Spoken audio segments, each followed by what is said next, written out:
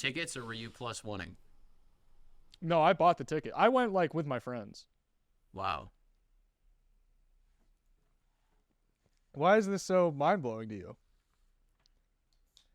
This is like you being over 6 feet tall. It's like totally, I just like reimagine who you are as a dude, as a construct. That you've been to a 21 Savage concert. That's insane to me. I had a great time. I don't know. It just doesn't seem like it. I don't know. It just, I like if you told me that you went and saw like a 21 Pilots, I'd be like, yeah, there it is. That makes sense. But I did see 21 Really Pilots when I enjoyed was in high this bit school. of commentary you're doing, clearly. I think he's just frozen.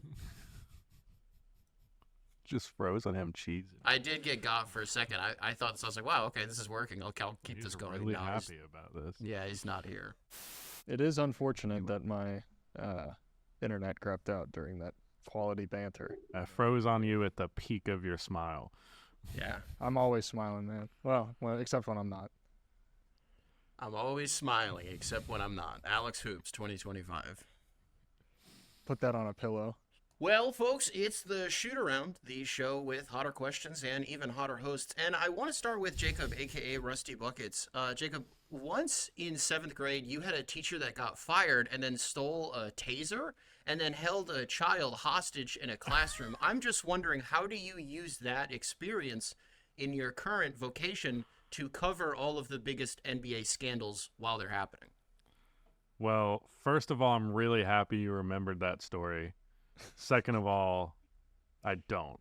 So I couldn't really think of a cute way to tie that in. So yeah, I just wanted to do a Hot Ones style intro to the show. Yeah, okay. As long as that came through. It's a true story though. That did happen. Was that Wait, what? for you? Hold on. Yeah, that's real. That happened. Yeah. No, my math teacher whom I fucking hated. I don't know why I'm gray again, but I will ignore that. Well, you're talking about something that happened in the past, so. There you go. I That's what it see. Can they still hear me when I'm not here? Yeah. Okay. No, 7th grade math teacher whom I fucking hated, always thought she was like basically Hitler. And yeah, she got fired because she got enough complaints about her, and she was like, I'm not going down without a fight. So she like literally they got a cop to escort her out of the building. She stole the taser, grabbed some kid, and barricaded herself in her classroom. You know all those memes where it's like me looking at the officer's gun, like when he pulls me over, like me Yeah. thinking about. She let those thoughts win. It's She really did it. funny because like it's a taser. It's not. It could be a threat, like if the kid's got like a condition or something, but otherwise it's like you don't have a lot of bargaining power here. What's your end game? Just she went to happens, jail for like 5 years for child endangerment and kidnapping.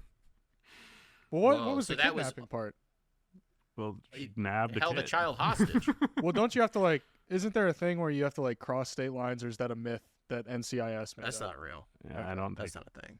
Because, Alex, if I go down to where you live, and even in your own house, I board you in there, like that's your hostage. You know what I mean? I'm going Yeah, to that makes jail. sense. Yeah. So if that was Jacob's like biggest scandal while he was in school, Alex, did you guys have it? It doesn't have. That's pretty extreme. It's gonna be hard to match that, so you don't have to do that. But what was it for you guys? We just had like a lot of teachers that were pedophiles. Classic. Yeah, I mean, standard stuff, unfortunately. I think We had a bomb threat. We did have a bomb threat. That was pretty wild. Teacher Dude, was we like got- actively doing heroin like during school. Ooh. Yeah, just a lot of stuff, man, you know? My graduating class was like almost 1,000 people, so I feel like we got a bomb threat like at least once a month. Like someone calling in a bomb threat and be like, we're going to be out of class for like an hour, just like clockwork. Dude, I turn on the news this morning and you talk about like delays and stuff like that. Dude, I don't know if you guys ever had this happen. So I'm looking at like the bottom ticker on CBS News and they're doing like a weather report. It's 0 degrees. The real feel is -15 here in Chicago. And, some schools here are just flat out canceled for the day. but some schools are just getting that bullshit 2-hour delay. Did you guys ever have that? Well, I guess where you guys have grown up, I don't know how many snow days you guys came across, but we had one time where it was just a 2-hour delay. Oh my God, it's the worst thing in the world. Where I grew up in the Carolinas. Anytime there was snow, which was not that often, it was guaranteed school was done. And then like you would get the 2-3 hour delays on the days like following after like the snow is 90% melted, but they're like, we saw some like brown clumps of snow on the road, so you guys are gonna have to get in here at about 9:30. It's just annoying because it throws off the rhythm of your whole morning, but you still have to go. I don't know. I had no problem with it. I was happy to sleep in. Yeah, I guess. Yeah.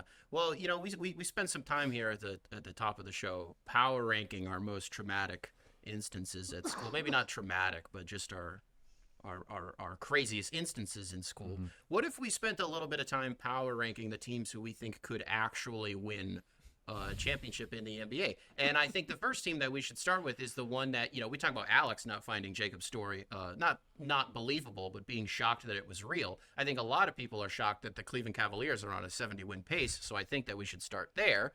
You guys are Alex and Jacob, you guys are very much in the camp that we should take the Cavs thing seriously. The circles that I hang out in, people, I don't think it's about them not taking it seriously. I think they don't care. So if you guys want to talk a little bit about I don't know if it's a lack of coverage or a lack of confidence in the Cavs, maybe do a little sales pitch for people to get them excited. Because apparently a 70-win pace is not enough to get people excited.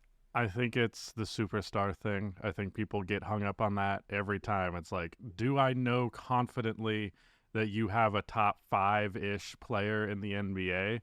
And if you don't, the conversation tends to stop there for a lot of people. But the reason I'm taking the Cavs especially seriously is because I feel as though the league where that is the first box that must be checked isn't the league that we're in anymore, really.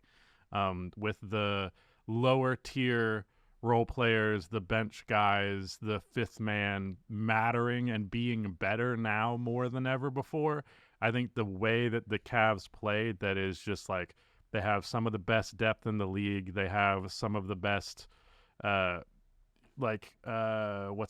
cohesiveness with their personnel. And I think that can circumvent the fact that, maybe if, depending on how you feel about Donovan Mitchell, he's like the 10th best player in the NBA. I think that will be enough, especially with Mitchell's proclivity to step up in the postseason and just suddenly be like a 30-point per game scorer. I think it's enough in the context of the modern NBA that they should be taken very seriously. So yeah, that's, to me, the main thing that I think people will get hung up with. They were comparing them to the 2015 Atlanta Hawks. That was the same thing people said about them. It's like, yeah, this team's really good in the regular season, but you're not winning a championship with Al Horford or Paul Millsap as your best player. I think the league where that is possible is a lot. I think we're a lot closer to that now than we were then. Well, I think a lot of it with the Hawks specifically was that they had to get through LeBron. And so the roster and shit aside, but it was like, you're not going to beat LeBron at the end of the day. So in the Cavs case, that LeBron boogeyman isn't there. Right. There's nothing. That even, was the standard close. of the conference for a decade. Was like, are you better than LeBron's team? No. Okay, shut the fuck up then. Right. I also don't think repeating a title is nearly as likely, and obviously the repeat team would be the Celtics, and I don't think they're as unbeatable as people are projecting, especially given how we've basically every year now been like, okay, the next team to win a championship is going to be the team that won last year, and then it wasn't. 2019 going to now. Alex, what do you got on the Cavs? I just feel like I'm a big proponent of don't give up on your guys. Continue to build around known variables. Yeah, I understand Darius Garland had injuries and that took a while for him to recover from and bounce back from. You had to adjust him and Donovan Mitchell playing together. Evan Mobley had to develop. Jarrett Allen had to, have the lights were brighter than I expected moment. And all of these, like Isaac Okoro had to learn how to shoot threes. They had to get a coach who knew how to use everybody the right way and empower his players and get the most out of them. All of these things come together. And this is what happens when you stick to your guns. You don't give up on your players. I understand they gave up on JB Bickerstaff. I think there was a lot of evidence that I think he might have lost the locker room, this, that, a bunch of other stuff. And Kenny Atkinson, it's not like they got the best coach they could have gotten. Like, Kenny Atkinson has been the guy that every team wants for the past X amount of years, ever since he stopped coaching in Brooklyn. It's been like, yeah, every team wants Kenny Atkinson, but he's just an assistant coach for the Warriors until he gets the right job, and this was the right job. I just think, not to say if it doesn't happen for them this year, it's not going to happen at all, but this is the year that it does happen for teams like this, where you've built the right way for so long. You've built through the draft. You haven't given up on your guys. You've done like a proper rebuild. You didn't try to take, ton of shortcuts. You can maybe view Donovan Mitchell as like taking a shortcut, but I don't think so. I think that's just like, you got the guy you wanted. And all that is to say, like, I understand the regular season doesn't matter, blah, blah, blah. Everyone's going to say, I don't believe in them until I see them do it in the postseason. I get that. But, like, man, we really got to get out of the headspace of, like, well, unless they do it in the postseason, then who cares? Like, that is what we're, like, watching this for. This is why we watch the regular season, is to see the teams take that next step to, like, the Cavs going from being a 50-win team to, oh, they might be a 70-win team. Like, they're on pace for 70 wins. This is why we watch the regular season, is for developments like this and storylines like this. And if your gut reaction to this is to say, well, I need to see them do it in the playoffs, then what I have to say to that is, why are you even watching basketball? Why are you even, like, keeping up with the sport? If you're not going to watch, like, 90% of the games that happen, if you're not going to put any stock in 90% of the games that happen in any given year, then, like, why are you even watching? Like, the Cavs are not only a great story, everyone's like, there's not any good stories in the NBA. To that, I point to the Cavs. I'm like, they're a great story. Everyone talks about building the right way. They did that. And now we're going to sit here and say, well, it doesn't matter until they do it in the postseason. I'm just sick of it. I think. Oh, go ahead. Just real quick. The only reason that I give merit to the people who are like, let me see it in the postseason, is because otherwise, if I can use an NFL analogy, you watch your team be the best that they have literally ever been, ever, in anyone's life.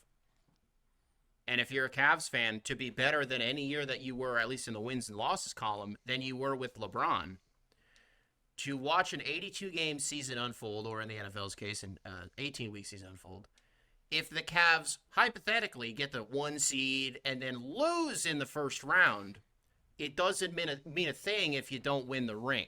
You know what I mean? So in the way that you're talking about it, I do think that people are being lazy, but I do think that I don't think it's crazy to want to see a team perform in the playoffs. But I think what you're saying is that it's crazy to be dismissive of it while it's happening until it either does or it doesn't. So I hope that makes sense. No, yeah, I'm with you. I'm sorry to cut you off, but I agree that, like, yes, it ultimately, like, 70 wins doesn't matter if you get swept in the first round.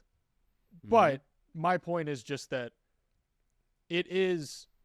we are watching them do stuff that provides evidence that they will be able to do it in the postseason. Right. Is more so what I'm saying.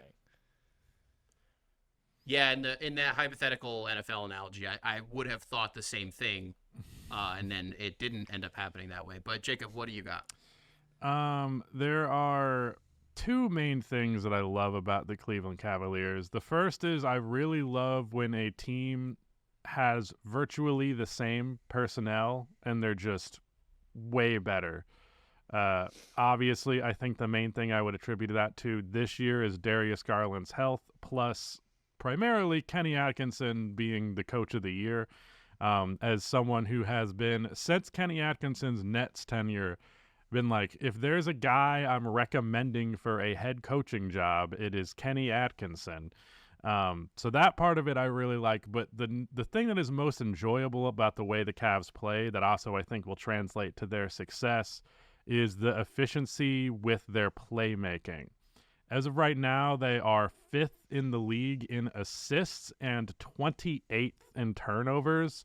I think a lot of that comes from their big men. To me, the passing between Evan Mobley and Jarrett Allen has been the most enjoyable aspect of that offense because, like, they don't take time. Typically a more traditional, slower big, you give them the ball, they sit there and look like a deer in headlights, like not really sure what the next swing pass is. They're like, they got to be really confident that the pass is open before they throw it. But Allen and Mobley both have their head on a swivel. They know where everybody is on the floor, and they make super, super fast decisions. And having that come from your big men, on top of the fact that you're obviously getting that out of your guards, it just means that, like, you're gonna generate a great shot all the time. And it's mitigated a lot of the negatives of going double bigs in your starting lineup. Even though Mobley's shooting 40% from three, it's on really low volume and teams aren't defending him like he's a legit spacer. However, everybody else is such a great three-point shooter, and they are so good at finding those open shooters that they ultimately end up being one of the best shooting teams in the league, even with two non-floor spacers on the floor. So yeah, the playmaking is the number one thing to me. When I watched the first game against OKC, Mobley and Allen were just ripping them apart by making the basic read, but not even flinching, not even taking a split second to make that read, because OKC is historically the best defense ever, at least in terms of the numbers. And if you take a second to hesitate, then the play is broken up. It's not going to work anymore. But they don't do that. They are locked in. They know what they're doing. And, and maybe the lights will get too bright for Jarrett Allen again, and that'll all fall apart in the postseason. But I don't feel like it's going to. I feel like almost all of the things that they are good at are things that do not disappear in a playoff setting. They're not reliant upon things that just go away the moment the intensity is turned up. You talk about Kenny Atkinson, and Alex, you brought this up too. So this is my question. What is Kenny Atkinson doing differently this season that JB Bickerstaff was not doing a season ago? I would say there's definitely a big shift in usage with Donovan Mitchell. Like, Donovan Mitchell is almost, I'm not saying he is being used as a play finisher, but he is being used more as a play finisher. Like, having him on the wing while Darius Garland and Jarrett Allen run a pick and roll. Garland draws that nail help, swings it to Donovan Mitchell. Donovan Mitchell can either shoot it or attack the closeout, and from there you just develop and keep developing the advantage. So I think a big part of it is just like, yeah, we're not going to run everything through Donovan Mitchell. We're going to empower Garland to be Garland a little bit more, and obviously him being healthy helps a lot with that. I also think Mobley, you can talk about getting increased usage. Not just like numbers wise, but in the types of plays that they're running for him and making him a more emphasized point of the offense, where, like, I'm seeing him post up a lot more than he did last year. Yeah. And part of this is development. He's being used as a creator more than ever before. Yeah. Like, in terms of just like, hey, Mobley, go attack this mismatch. Like, if you put a wing on Mobley a year ago, you could get away with it. You cannot get away with putting like a 6'7" kind of strong wing on Evan Mobley. He's just going to bully you and then use his length to finish over the top. We got something? I didn't realize how good Mobley's three ball was. I get that it's on just south of 3 attempts a game, but that's bizarre. Hey, Rudy, will you do me a favor? Will you go back to Donovan Mitchell's player page, or maybe one of you will remember this off the top of your head. It's where it says Rookie of the Year second. I want to see who he lost to in 2018. I don't remember who that would have been. That's very really. That was the Ben Simmons year. year. There's an infamous Rookie of the Year race. I didn't realize that was the Ben Simmons year. Wow, I that's was crazy. About that I earlier. totally forgot about that. He wore the shirt that said like the definition of a rookie on it. Mm-hmm. Yeah, Ben Simmons isn't a real rookie. Yeah. If there's any Dennis Smith Jr., shout out to him. Go ahead, Jacob.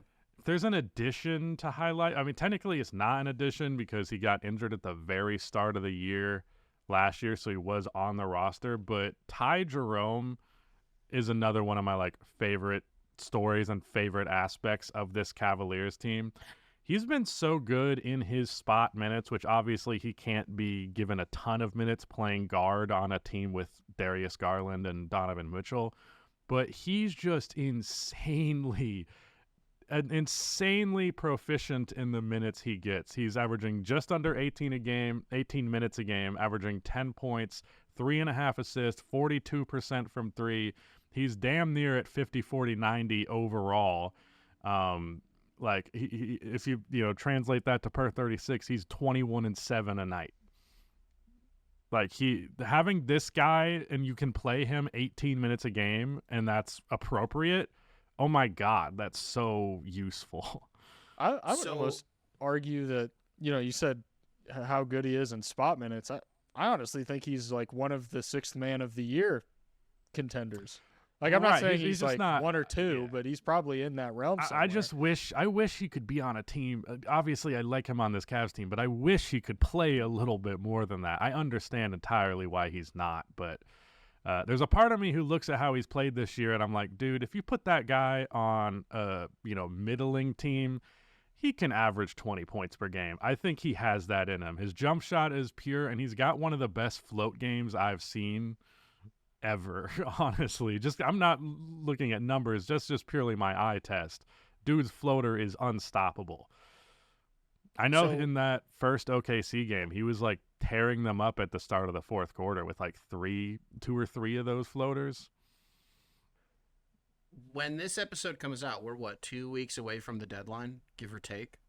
And just to put a bow on the Cavs portion of this episode, buyers, sellers, or stand pat?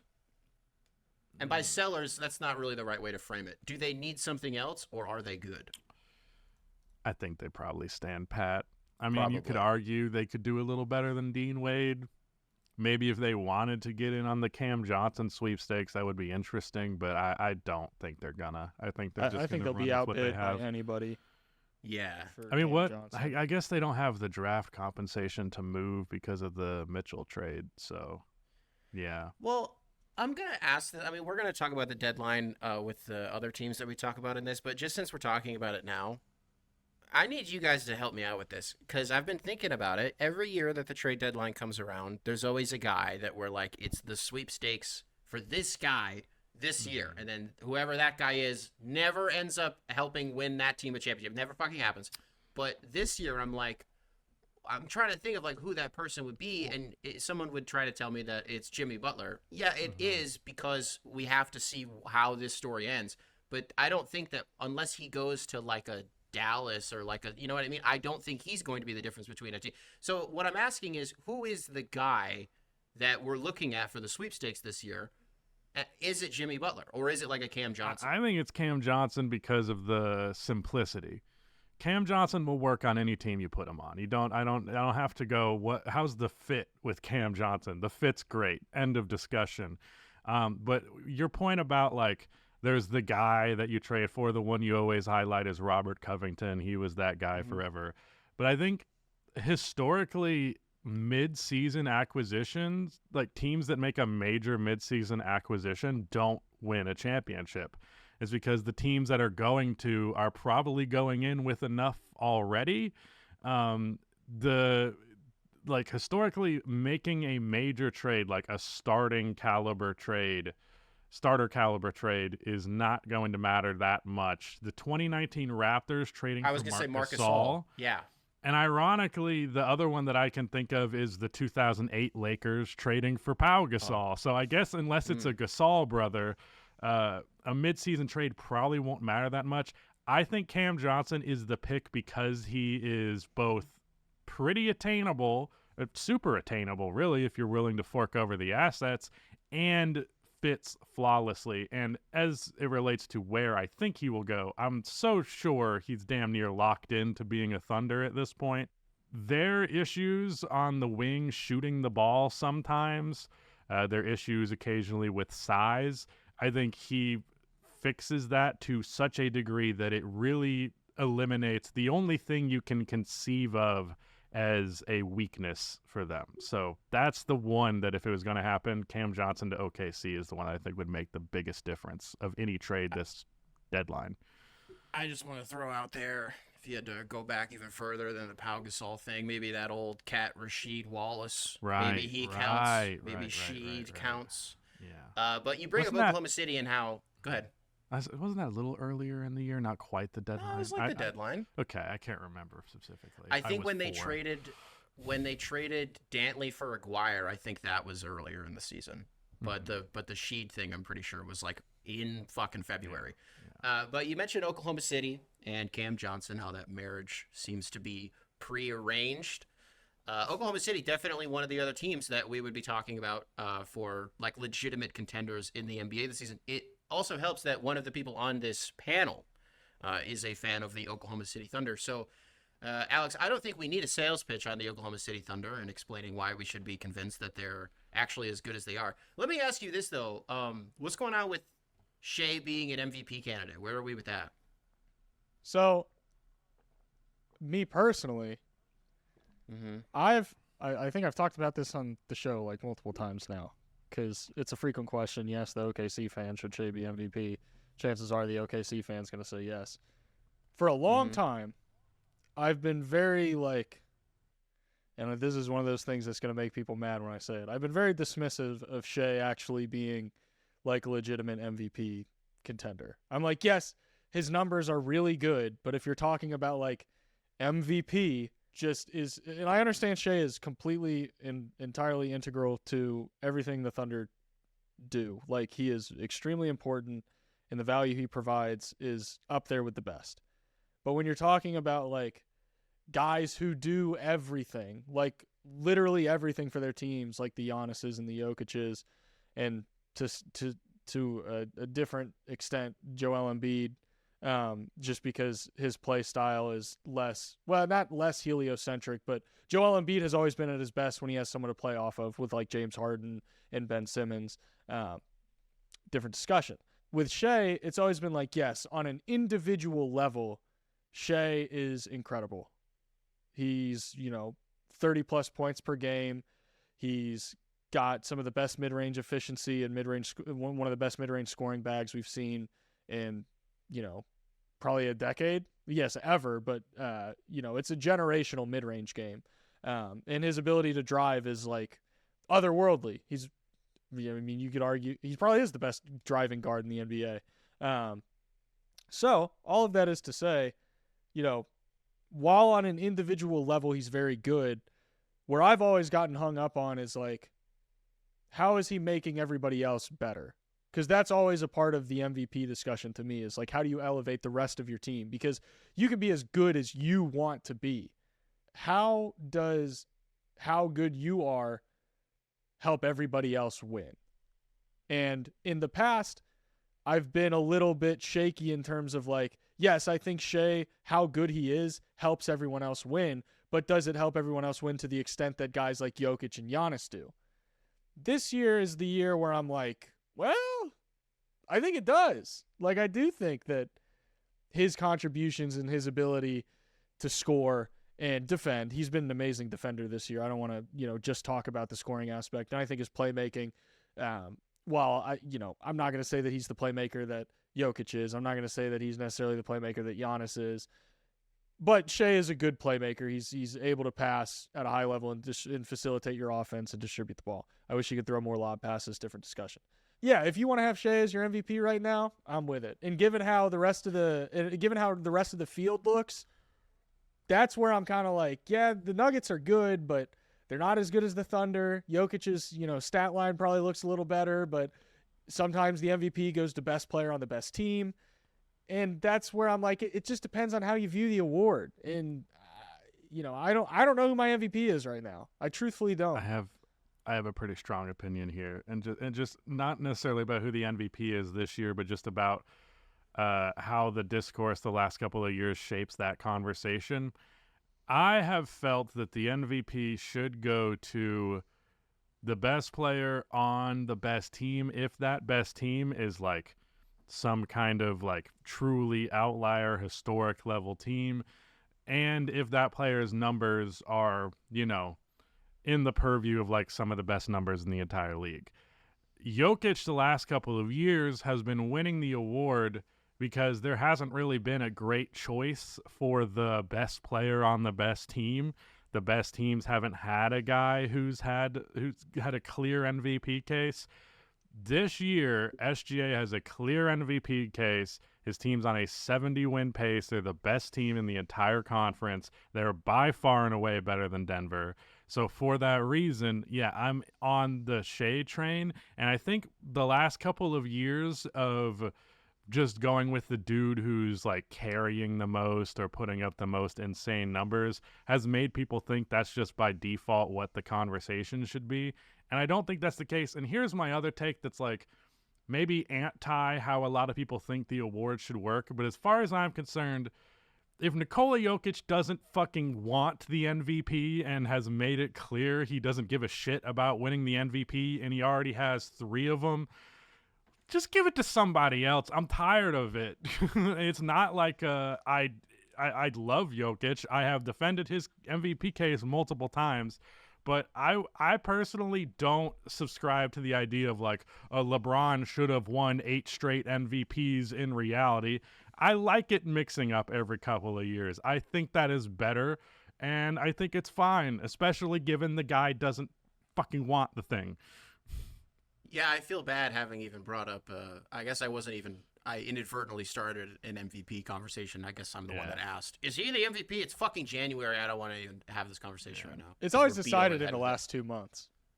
Yeah. But really, what I wanted to, I guess why I was asking that was because I don't see that. I mean, I talk about, getting beat over the head with it, and you talk about in those last 2 months. The Shea crowd really heated up last year. I feel like that push hasn't really happened yet, probably because it's fucking January. But Alex, I think he's number 1 on the NBA's ladder right now. Yeah. I have no idea. He might be. I have no idea. Yeah, I think he is. I think he's the favorite currently. He's also then probably the. Have you guys been paying attention to All-Star returns at all? I checked in like one time and then I just never. Returns? The vote. Yeah, like the votes and like where they're at. Oh, like yeah, I've looked at him passively. I'm just asking to say Shea's probably up at the top of that. How many players in Oklahoma City do you think would be considered top 35 guys? 1. You think it's just 1? J-Dub's probably not top 35 yet. You don't think so? Maybe. I mean, he's on the cusp. 35? Yeah. Chet is a top. When healthy, Chet at the beginning of the season, Chet was a top 35 player. You said 1. That's why you said 1. You said 1. You said 1. I meant 1. I meant 1 other than Shea. Sorry. Oh, okay. Yeah, that's what I meant. Chet I'm cool with J-Dub 35. not being top 35, but I think he will be eventually. But he pisses me off sometimes. I love J-Dub, but he pisses me off. It's weird how much like his defense was good last year. His defense this year has been great. And then I feel like his offense has kind of fallen off a little bit that's the trade-off there, I guess. I feel like part of it is he just has to shoulder more responsibility because I think he looked better when Chet was playing, and then Chet got hurt, and it's like, oh, well, now J-Dub has to be more of J-Dub rather than just like some J-Dub. I also feel like J-Dub shoots more jump shots for the quality of jump shooter he is than he should. But, yeah, that's having to do too much, like you said. I wish Mark Dagnall would change his last name. I hate reading that piece of shit name. Change it to like Spider or Crumb or something cool. I don't know. Spider or Crumb. I can't spell his last name. Gun to my head. There we go. Mental exercise. Alex, spell. Rudy, pull it up so that you have it in front of you and you can spell check this. Go ahead. I'm gonna stumble through this. Like it's a spelling bee. AIGNEAULT. That sounded right. Rudy, what's the verdict? He's pulling it up. Yeah, let's go. Yeah, that's right. That was right. Good job. Good job. Would you rather have on your team, just as like I'm not talking about just Oklahoma City, but would you rather have 2 top 10 guys or 4 in the top 40, but none of them are top 10? 2 top 10 or 4 between 10 and 40. Is at least one of them like 11 through 15, like at least on the cusp? I don't know. Right. You'll have to figure it out. You'll have to take the mystery box. I think just from a building a team standpoint and long-term success standpoint, you take the 4. You take the 4. Mm-hmm. Okay. Well, I The was two thinking stars model financially doesn't it's really work in easier. today's NBA either. I was gonna say, do you want to be the Lakers? Because that's the question. Would you rather be the Lakers or like, I don't know, Well, here's Boston? the thing: you don't have to be Right. the Lakers just because you have two stars. They just are. No, I'm just saying, but that's what they are doing. Right, though. right. I don't know. I don't know. That's an interesting conversation, though. Well, we gotta, for our audio only listeners here, Rudy's got a nice little tier list for us to do here. And up at the top, let's do that. Let me read the tiers to you. So at the bottom, less than a 0.01% chance. Next tier, we got dark horses, we got potential contenders, and we have true contenders up at the top. Those are the teams that we're talking about today. We got the Cleveland Cavaliers and the Oklahoma City Thunder. We're gonna add a third team here pretty shortly. Do you guys want to give a quick crack at this? Do we not want to Let's do give the me a Celtics? dark horse. Do we not want to do the Celtics conversation first, or are we? All right, good we with can the do that Wizards? first, and then we can circle back to this to end. Go One ahead, Alex. sec. Can I? Was this an accident, Rudy? The Lakers No, he being said a it in dark horse? Oh, No, you just put them there. No, I just put them in there right this second because Did your They're kinda hand trending slip while upward, you and they were do pulling have- up the page? I think they deserve more than less than 0.1% chance. I think they have at least a 1% chance. I don't. Any team with dark LeBron horse James to and Anthony me Davis means has like 1% chance.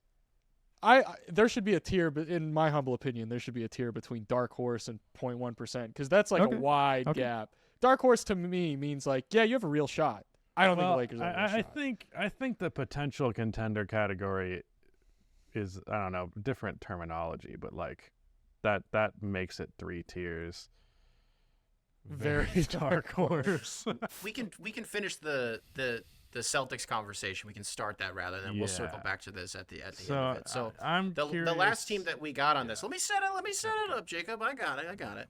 The last team that we have to talk about today is the team that Jacob is not so convinced will be able to go back to back, but they are the defending champions, so we do have to talk about them.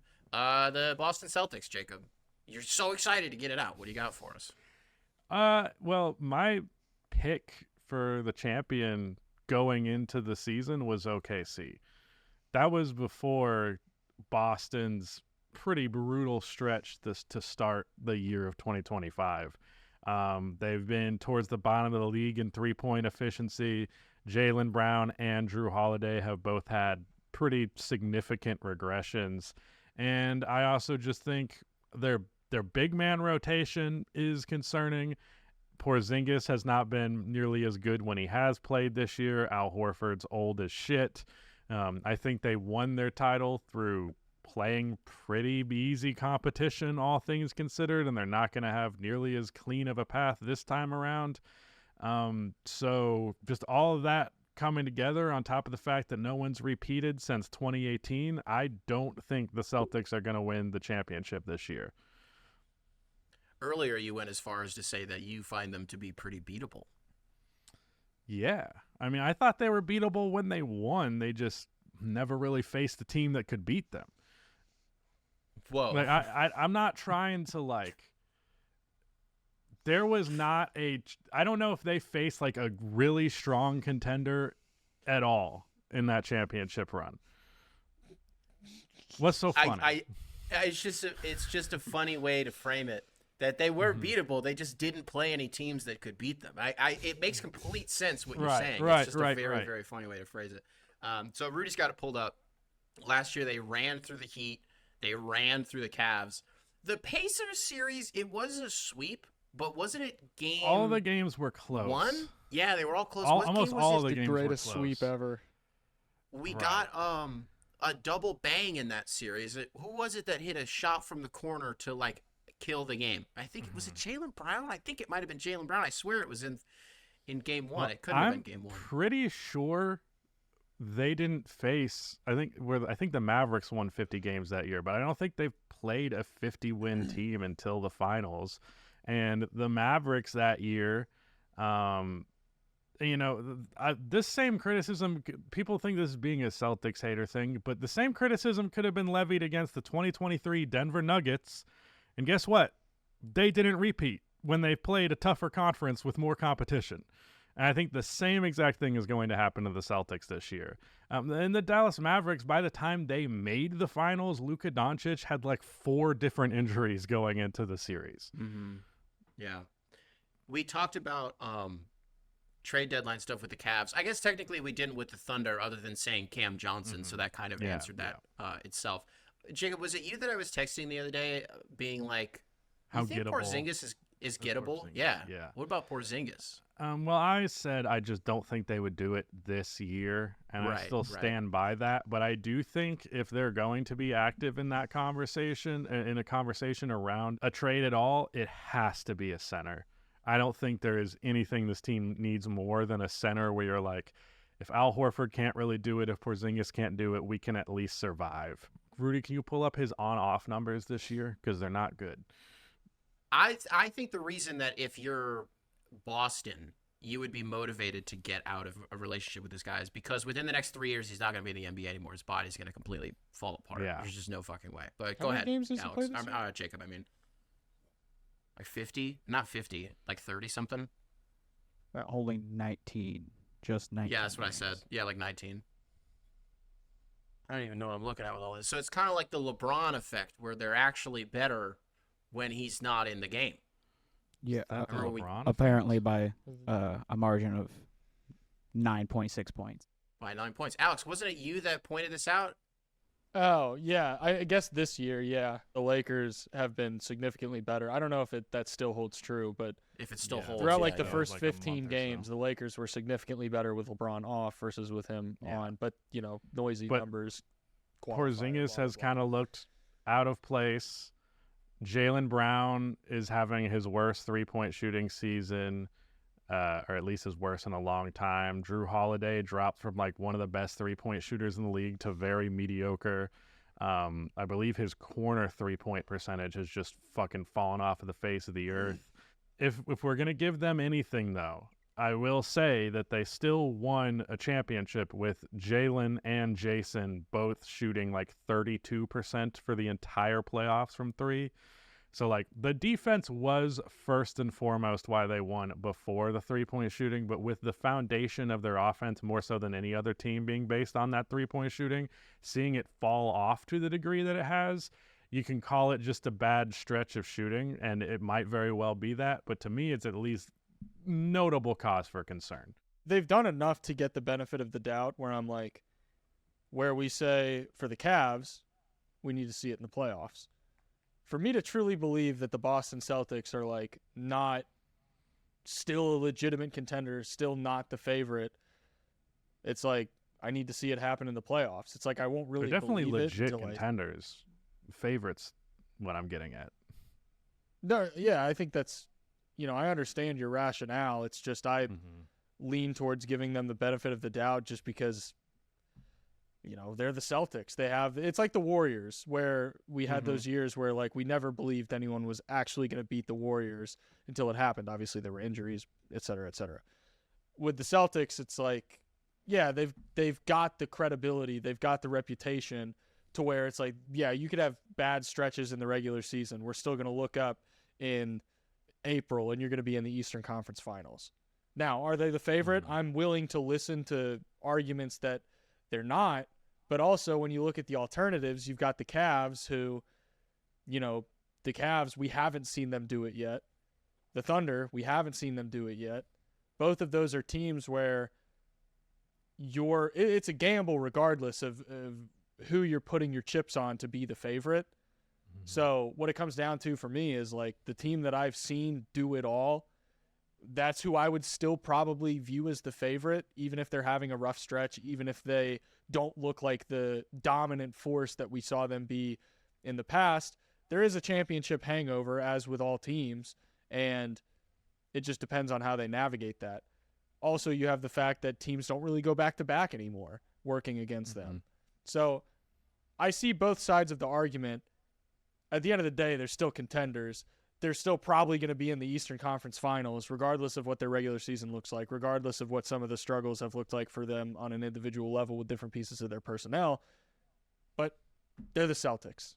They're going to be in the Eastern Conference Finals unless they run into Miami. That was a joke. Well, there's also the piece of it where Jason Tatum and Derek White had long summers. They both went over to not Tokyo. Where the hell were the Olympics? Where did the Olympics just happen? Paris. France. It was in France. It's in France. They had longs. I'm just wondering, like, what happens to like a Joe Mazzulla type character if he wins 2 championships? Because, like, you know, fuck the champagne. That guy's gonna be dumping SpaghettiOs on himself in the locker room, just like some weird shit. He's gonna do some weird shit. I don't know what it's gonna be, but he's gonna be like, I'm Joe Mazzulla. Like, yeah, this is like what I do. Let's throw one more team up at the top just to get a divisible number. I just wanna ask this question. What's the problem with the Knicks? Why can't I put the Knicks on there? I want to put the Knicks up there. Well, so when I posed, this being the concept for the podcast, I thought the most interesting conversation. We get these 3 teams out of the way. If there's because these are the 3. I don't think you'll find anybody whose 3 isn't these 3 teams. Pretty much. Who is the true number 4 contender in the NBA? And I think there is a wide variety of choices to make. Let me spam on screen just my potential contenders, and then y'all can argue about who to bump up into true contender. All right. Okay. Grizzlies obviously got to go there, unironically. Obviously. Nuggets definitely Into going potential there. contender. Nuggets into potential contender. Yeah, Knicks in a potential contender. Bucks, although they have Doc Rivers, they also have Giannis, potential contender. Mavericks, they're kind of having a bad season, but if health all works out at the end, they still have a real shot. It's Luka and Kyrie are both out, and Derek Lively just got a 3-month injury on top of that. Like, they've been having it rough, but if they can put it together in time. Gafford had like fucking 30 a week ago. He went like 15 for 17. Like, he went berserk. But anyways, Rudy, go ahead. And then I think that's where my list of true potential contenders might stop. I want to throw one more in there. Put the Clippers up there. Yeah. Rockets is interesting. Rockets is interesting. I just think if you're putting the Clippers if we're being up there, liberal, you probably got to put the I can Rockets put the up there. Clippers, the Rockets, the Wolves, the Suns. I don't know about the Pistons. No, Pistons, no, not the Wolves or the Suns. That's bullshit. No. And I don't know if I'd say the Timberwolves are a dark horse either. Maybe the No, Suns. man. They got Kevin Durant. Nah, man. Okay, so that's 7 teams. Who do you guys like out of those 7? Okay, so we've done a lot of shaking up for our audio-only listeners. Now in the potential contender category, we have the Grizzlies, the Nuggets, the Knicks, the Bucks, the Mavs, the Clippers, and the Rockets. So Jalen Green went on a 8-game heater where he had at least 25 in every single game. And so Alex, how do we spin this? If you and I were the poster childs of like, this guy, the month of March is when Jalen Green fucking heats up. What is this right now? And is it a precursor or is he getting it out of the way early? I was going to say, there's 2 different ways you could look at this. You could either look like he prematurely ejaculated or or he's just going to That's why we got to talk about this. Yeah. Because either he could be putting up fucking 40 in March at this rate, or he used up all of his basketball fuel too early, and he's going to burn up in the atmosphere when we get to March. What do you think it's going to be? I mean, this feels more sustainable, which I kind of feel like that's become a buzzword where you see a player do well for like a hot stretch of games and you're like, this feels sustainable. It's like, it sounds like it means something, but it doesn't actually mean anything. But this feels sustainable. Just in the sense that it's not him having to do all the creation for himself, and he's just getting hot and shooting like really well on super contested, like off the dribble pull up 2s and stuff like that, and pull up 3s. It's more of a scenario where, Amen Thompson's going to be facilitating the ball more. Fred VanVleet's facilitating the ball more. And Şengün's going to be operating with the ball in his hands more. And Jalen Green's just kind of playing within the flow of the offense. And that's why it feels a little bit more sustainable, just because it's not just like a stretch of tough shot making where he gets hot for 15 games. It's like, no, he's just knocking down spot up 3s, which, above all else, it's like, are you Jalen Green? Are you knocking down your open 3s, and are you attacking closeouts and getting the rim and finishing? Because that's like 10 to 15 efficient points right there per game. Everything else is just gravy. So, we could talk about how much of a passing presence he's going to be. We can talk about how much of a defensive presence he's going to be, although he does give effort. I'm like, yeah, he's efficient on less offensive load than he's had in the past.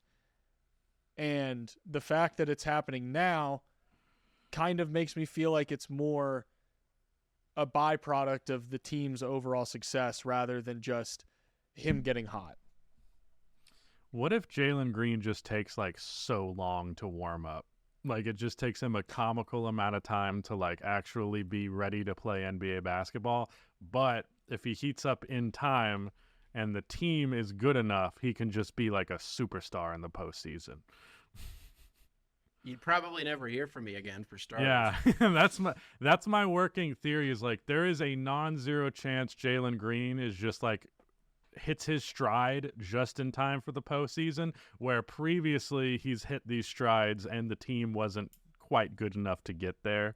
I don't know. I haven't watched a ton of his games recently. I only have seen one of them, so I can't really comment. I put it in the private chat, when Alex was talking about Jalen Green breaking out immediately, because every time I think about Jalen Green having success, it's Steven Adams. Steven Adams is the best guard unlocker, big man in the NBA. Dude helps out his guards about as much as any.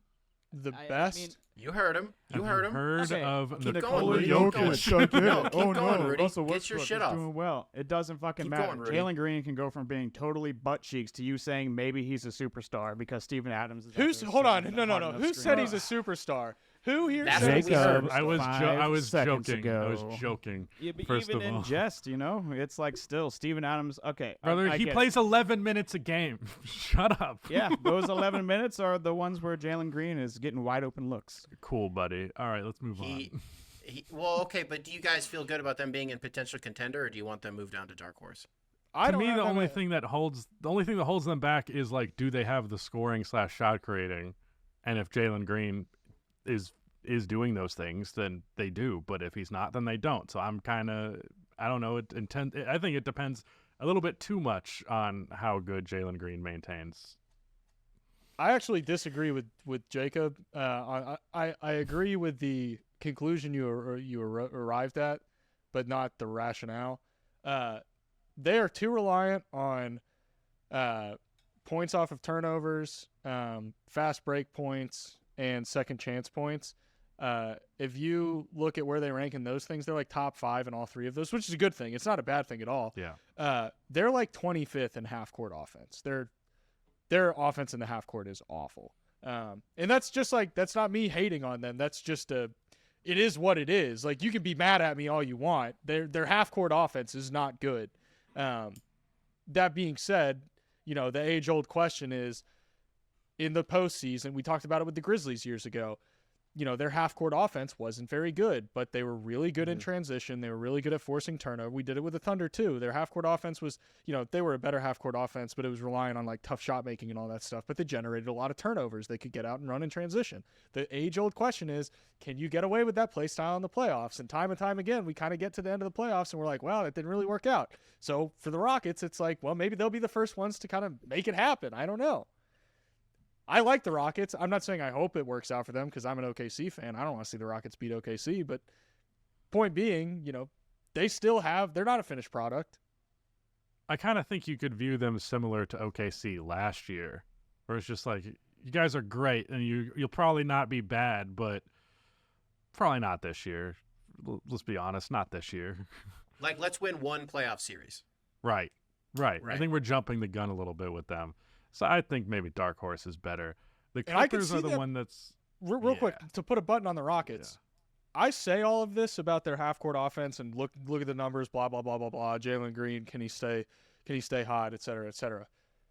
I do, as an OKC fan, they are the last team in the Western Conference that I want to run into in the playoffs. I do not want any part of them at all. That series would stress me out, and I would be concerned. I don't remember who it was. A talking head was recently saying the same thing, but about San Antonio. Does it ring a bell for any of you guys? I'm not Wemby being is- funny. Yeah, That No, they I- don't want to I fuck know. with I Wembanyama believe in the you. playoffs.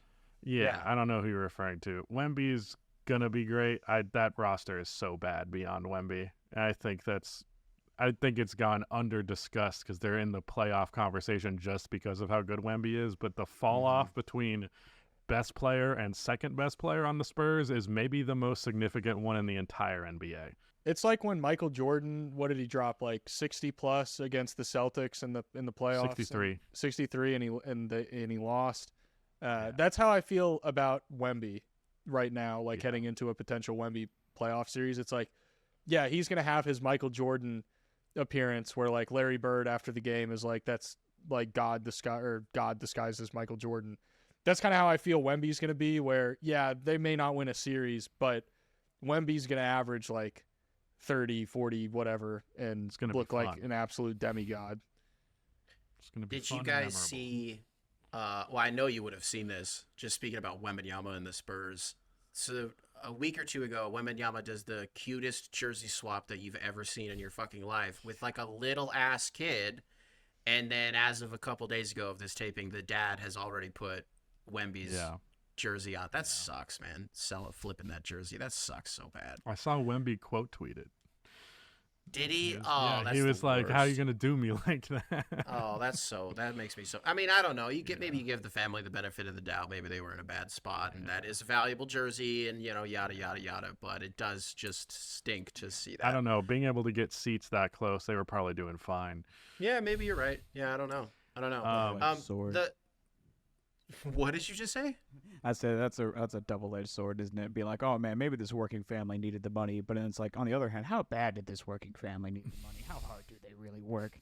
It's that kid should have had that thing up on his mantle and been like, maybe this will pay for my college in 20 years. I can cash in on the Wemby stock when he's the GOAT and not the Right. potential GOAT. This is just a bad time, like purely financially, bad time to cash in on this jersey. So there needed to be a level of desperation in order to justify it. It I would don't be know. like Some people are greedy. Some people are just greedy. It's like people who sold their Bitcoin in like 2014, and 6 years later they're like, "Fuck, man! Ah, shit." But okay, so let's start wrapping on the door on this segment. I don't know how many of these teams you guys want to focus on, but I do want to spend a little bit of time on the Knicks. Yeah. Because for all intents and purposes, the cat thing is working, right? Yeah. Yeah, it's been weird. I think it took them a while to find their stride, and because of the slow start associated with that, they kind of disappeared from the conversation. But every time I've watched them recently, I'm like, dude, they can do something. I still think Cleveland and Boston are better. I'm pretty fucking confident in that, and I think that is working against them. But like me personally, it is between the Knicks and the Grizzlies for my pick for number 4 for who would actually be a I don't contender. think you can put the Grizzlies in there just because Ja is a fucking liar. He won't stop dunking. He's a fucking liar. He's hurting his team. So the Knicks, as far as I'm aware, don't have any liars on their team, so I would give them the advantage. Yeah. I think it was the McHale struggling early, the perimeter defense not really being good enough early. Jalen Brunson, his offense was a little bit questionable. Like Cat's scoring was like kind of the only thing that was going the way it was supposed to at the start of the year. But since then, pretty much everything else has caught up, and I think the Knicks are the thing about the Knicks that I enjoy. I've never seen a roster that I could compare it to. I can't think of a pairing of your 2-star offensive players and then like 2 of the most versatile 3-and-D wings in the NBA. You know, you can make it 3 if you throw Josh Hart in there. The 3 on him is a little inconsistent, but like, just like, yeah, 3 do-it-all wings plus 6-foot point guard who posts up all the time and center who is like primarily a floor spacer. It's just a weird roster construction, but it's super enjoyable and unique for that reason. I think depth Alex, is what'll get them. Depth is their problem. Isn't that why they lost to the Pacers last year? Is they just got so hurt that they were just throwing Right. out? They can't really Right, afford okay. even one guy going down because then you're playing a scrub 20-plus minutes a game. Right. Alex, you've been crickets anytime the Knicks come up. When you hate the fucking Knicks, what's your problem? No, I don't hate the Knicks. It's just everyone says everything that I would have said about the Knicks before I can say it. So I have nothing to add. I mean, I think there was a graph that was posted. You guys know I love my graphs. Of the most used lineups and how many minutes they've played. And the Cat, Hart, Anunoby, Bridges, Brunson lineup is like far and away the most played lineup in the NBA, and it's like not even close. So like those guys, you can't avoid. Some people are superhuman, and they just have genetics to where it's like you're not gonna get hurt. But most people, even professional athletes, is like after a certain point, your body will start to break down. And I think the Knicks, it's like at some point somebody's gonna have to start getting rest, because otherwise I don't see all 5 of these guys making it through, however many games are necessary for them to win a championship or, win the Eastern Conference Finals and make it to the finals. It's like you need everyone healthy. Yeah. They've been healthy How so many far, but it's like it's a house of cards, How many top 40 guys do the Knicks have? You got Brunson, you got Cat, that's 2. I don't know. Who do we feel is better between McHale and OG? Because McHale has more creation ability. I think OG is a little bit more reliable and consistent defensively. I've seen Knicks Twitter clowning OG as a defender this season in the background, where it's like, oh, of course he's getting blown by this guy who gets 3 minutes a game. Apparently Knicks fans are bought out on OG right now. I was thinking Josh Hart, honestly. There we go. He's got like I like the 50 take. I like the triple-doubles this boldness season. of the take, but I mean, Josh Hart's not top 40, if that's the question. I think McHale has a conversation, and then Brunson and Cat are, so maybe 3. Would you put Josh Hart like top 46, top 47? Like how far outside of the top 40 is he? I think he's a top 47 player in the NBA.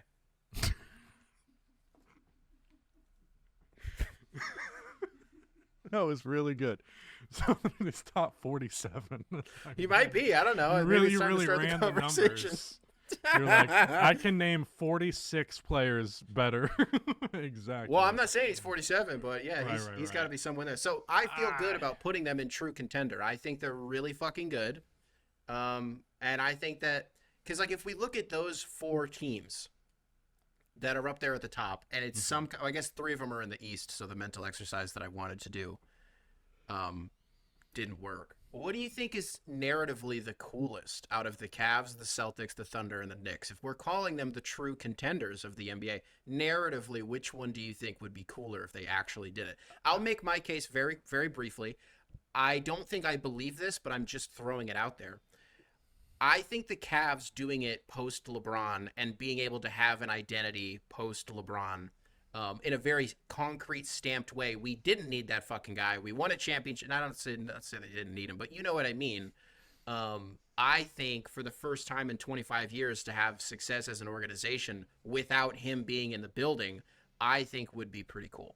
Yeah, and to win a title 7 years removed from him leaving, it didn't even take a decade for you to do it again. That is extremely impressive.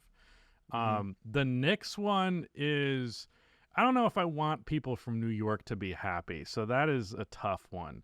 But the team is so fun. I really do love the team. It'd also be cool just to have the Knicks win a champion. Like, yeah, the New York Knicks won a championship. It's not 1970, whatever the fuck. They just won a championship legitimately. It'd be cool. I think I want to say Cavs because I love a team that kind of comes out of nowhere. Especially the discourse around that team being very light, and the discourse that you did here was like, all right, are they going to keep doing this? Is Donovan Mitchell going to stay there? Are we blowing this team up? What's happening? So to me, the complete out of left fieldness with the Cavaliers, I wouldn't have categorized them as a contender going into the year. I think I would give it to them as my favorite option personally. Alex, can you spin one that isn't Oklahoma City, or do you believe that it's Oklahoma City? I'll give the pitch for the Celtics. I'm not saying that, obviously my pick is the Thunder, and the Celtics wouldn't even be. One. No, you're if an anyone's gonna do the unbiased Thunder one, I'm gonna do the Thunder one. Okay. Yeah, okay, yeah, yeah, okay. Chill out there, Jacob. So, people are gonna hate me for this, but I do think the Celtics they serve a purpose right now.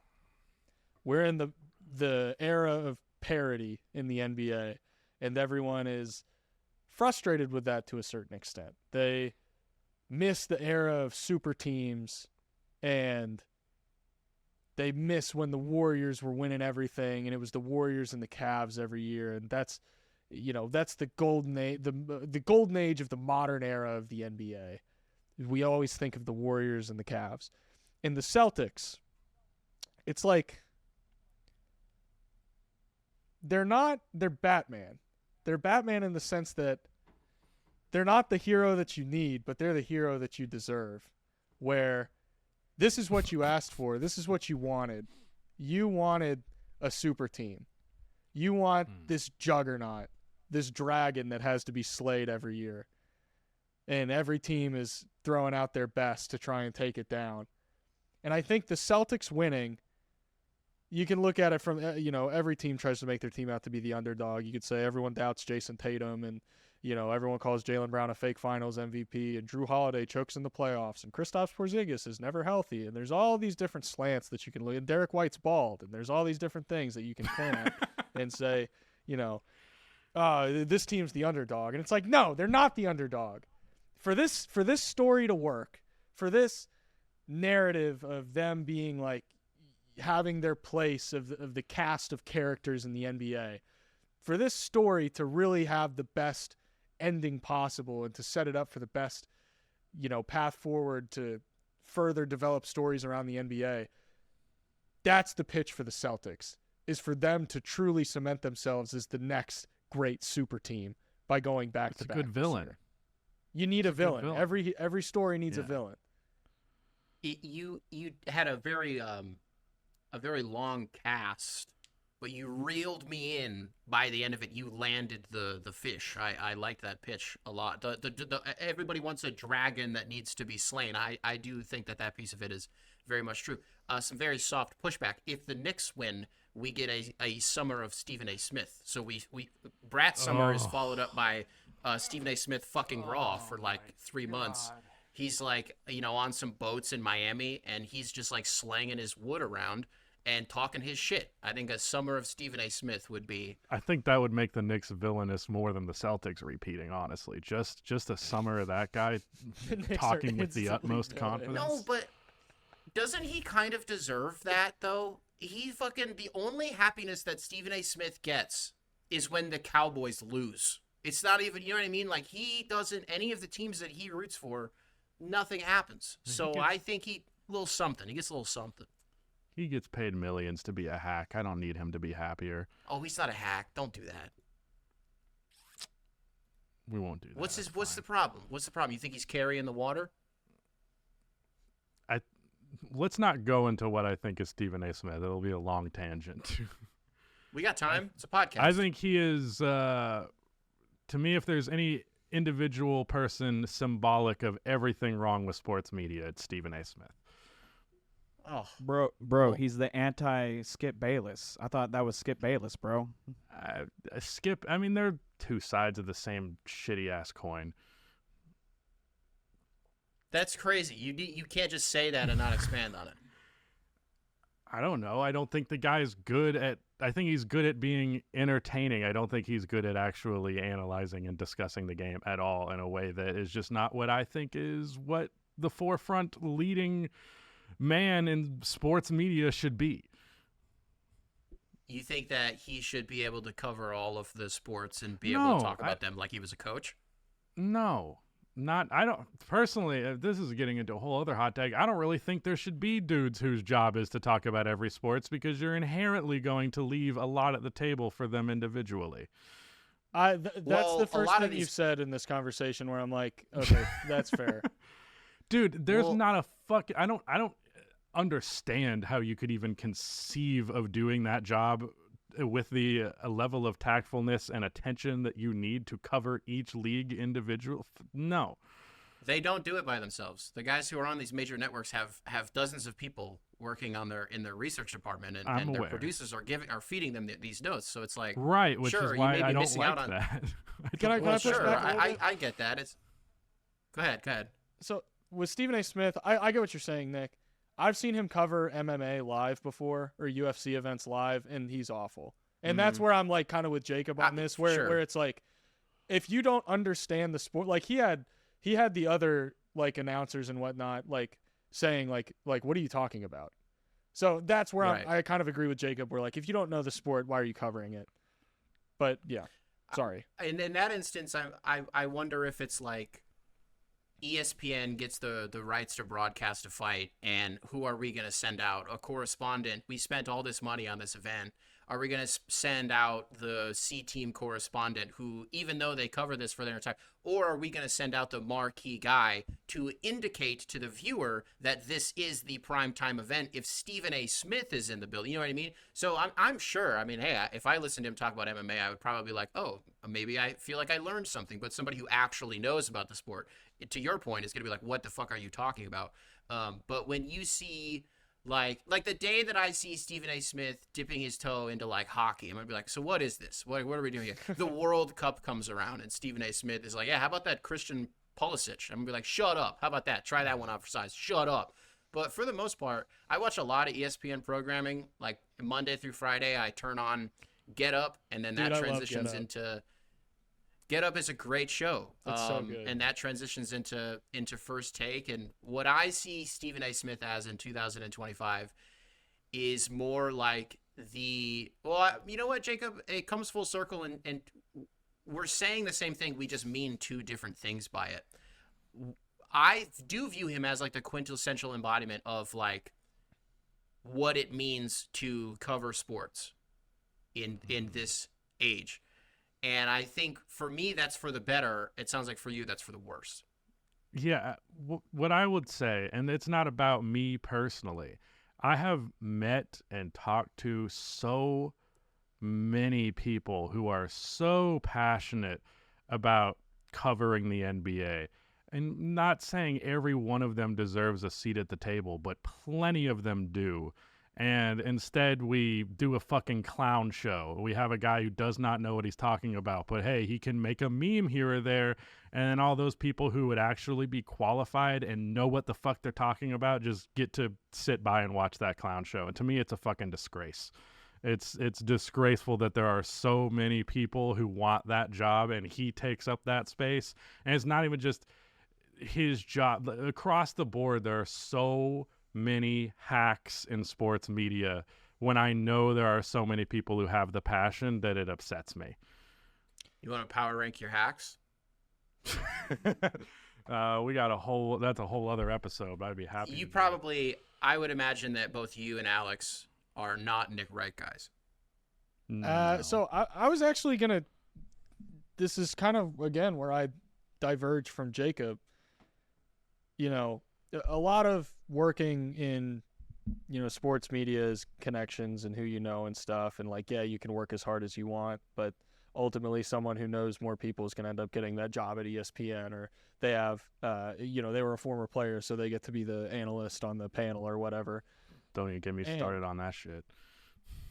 My whole point is that, there's a lot of people with passion for something, and a lot of people are very, very passionate about covering the NBA.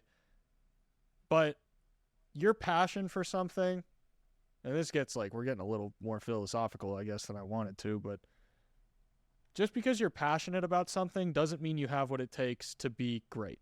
It doesn't mean Can that you communicate yeah.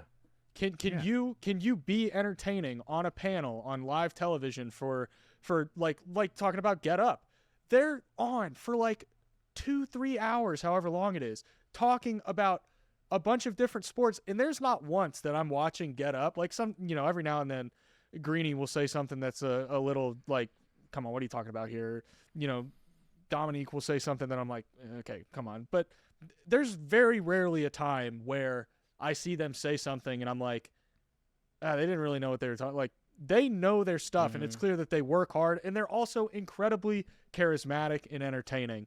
And I get frustrated sometimes when I post a video that I put a lot of passion into, and it'll be about like a same topic that ESPN did a segment on, and the little clip of their segment on their YouTube channel gets like 250,000 views. Mine gets 25,000. And I'm like, yeah, Alex, you can be upset that, you put way more passion into this. And their clip was just Stephen A. Smith yelling into a microphone about this being a hot take or whatever.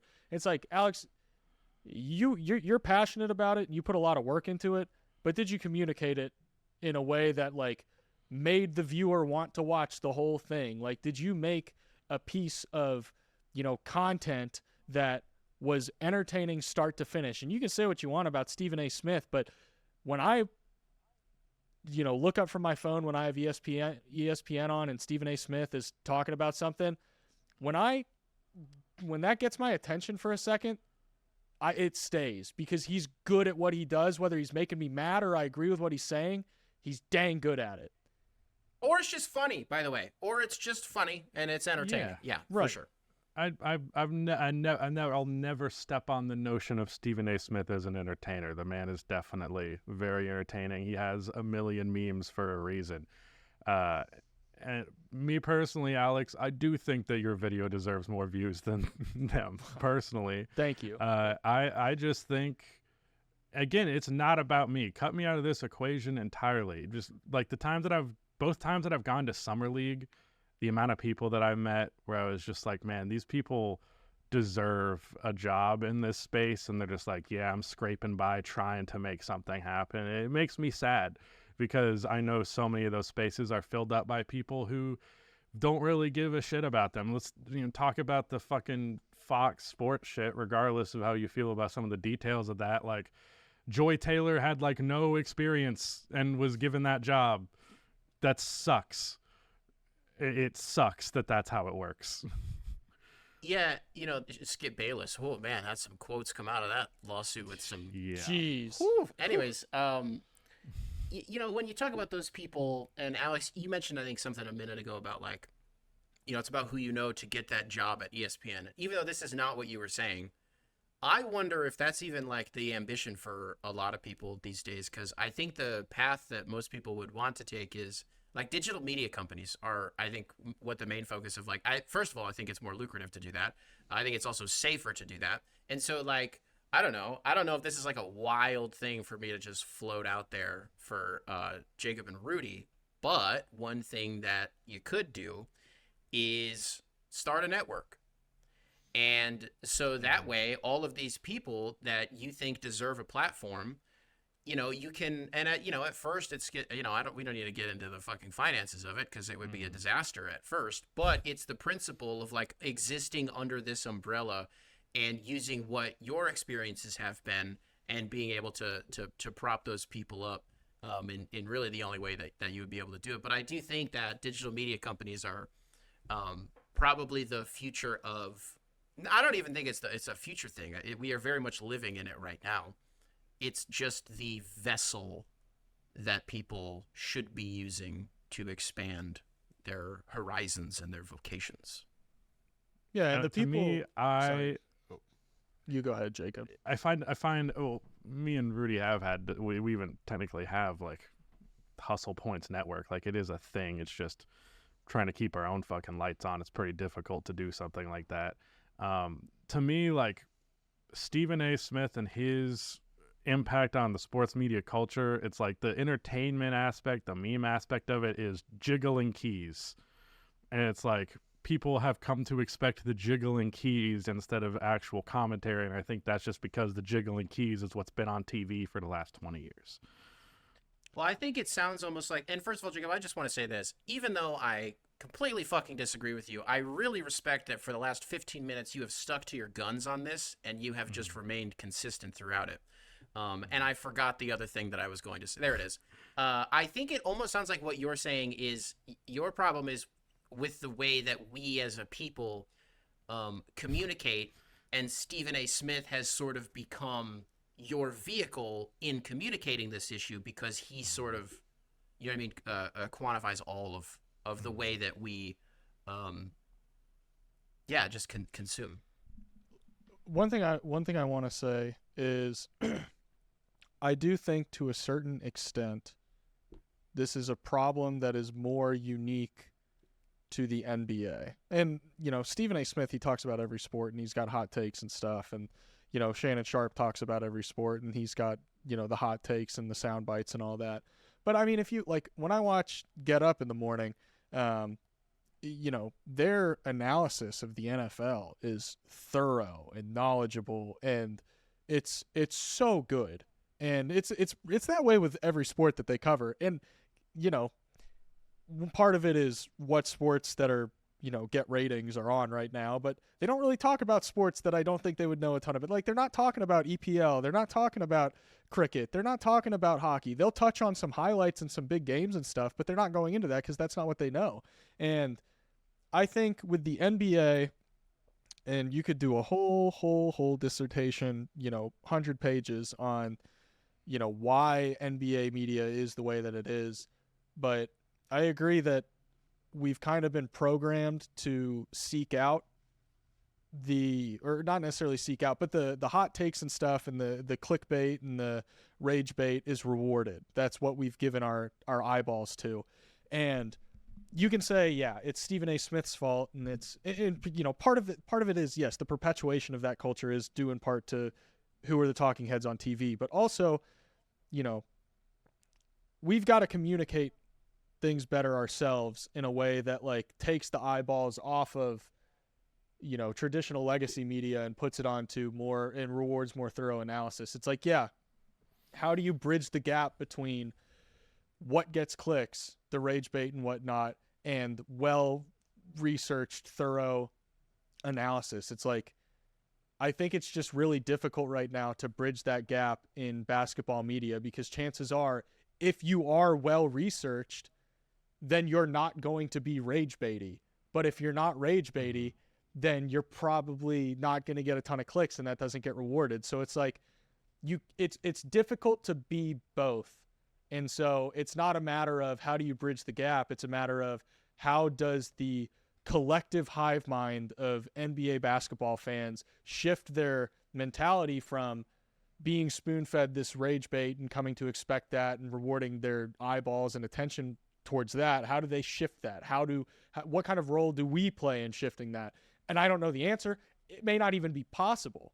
I'm not saying that it is. I'm just saying that's the challenge, and I think it's a big one, and why, whatever shift is happening is taking a long time. Folks, that's going to do it for today's episode of the Shootaround. Rudy, where are we available these days? We are available anywhere where audio platforms are there. Apparently, we're not available in Zimbabwe, though. I learned that recently. Just not an option. Damn. Not on Spotify in Zimbabwe. We would be so getting gotta figure that one out. twice as many views. Whoa, wait a second. No, that might explain something. I've been getting harangued by a guy in my email that these episodes haven't been going on Spotify. Does that mean he must live in Zimbabwe? It's possible. I don't know what Spotify changed with their distribution method, where maybe some countries are not on their default distribution list or something. I'll have to actually look into it. Real quick, right before we close out, just for the sake of satisfying my own OCD completionist tendencies, you might have noticed I snuck in the Pacers into this dark horse tier. I'm going to bump the Clippers down to dark horse. Do we want to keep the Knicks up here? Or do we want to just have keep them up there. Nope. Keep them up there? Keep them up there. All right. Let's go Heat, less than 1% chance, probably. Kings, very dark horse. Sixers, less than 1% chance. Orlando Magic. The Magic should be in dark horse. Okay. Hawks, very dark horse. Pistons, very dark horse. Maybe even dark horse because they've been doing so great. Nah. I mean, I'm more inclined to put them at 0.1%, but. Hey, man. I'm not one making of the best basketball teams in 2025. I'm not making stink faces at this list. My cat just went to the bathroom and it smells horrible. I'm in pure agony right now. That means we absolutely must abort show as soon as possible. I had to light a candle, man. That's not going to get rid of this. Just because we close the podcast quicker. Look, I don't want our audience to get a scent of Alex's cat shit and tune out. It's horrible.